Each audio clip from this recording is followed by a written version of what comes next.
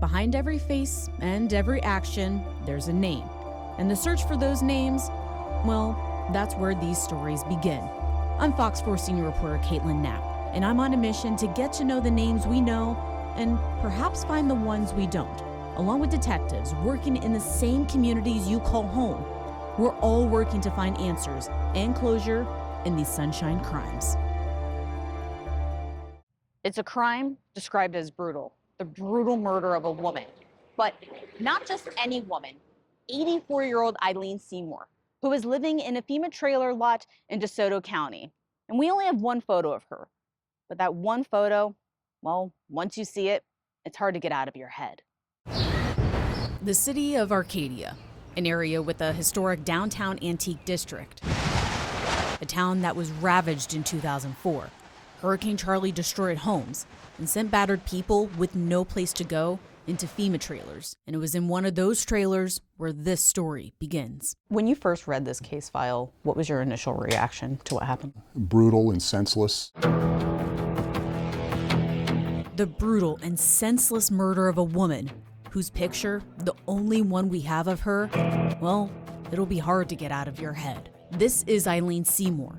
On March 2nd, 2006, DeSoto County Sheriff James F. Potter says deputies found Eileen in her FEMA trailer, dead. A very a brutal crime scene. She was raped, beaten, and strangled. Wounds to her arms, her head that you could see from the photographs.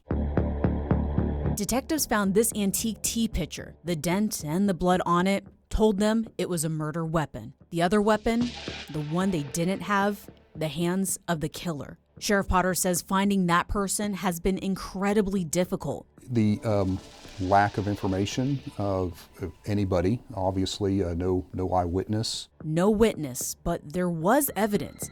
Clues that detectives have been sending to labs with the hope of cracking the case wide open. A case Potter wasn't around for, but someone else was. I had the opportunity to sit down with Eileen's daughter. Southwest Florida Crime Stoppers manager Trish Rout remembers Eileen's case vividly.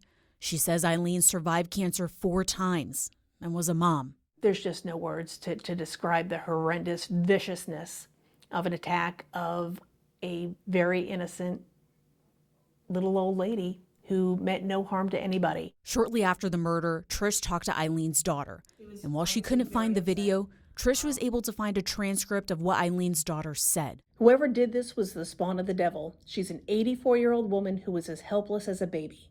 A woman found in her trailer on a lot now an RV park that Brian Shaper owns. And though her murder happened 18 years ago, this picture, it was really haunting. Well, it's made a lasting impression on some people. The lady looked like just a sweet grandmother, so it just seemed eerie. An eerie feeling for Shaper.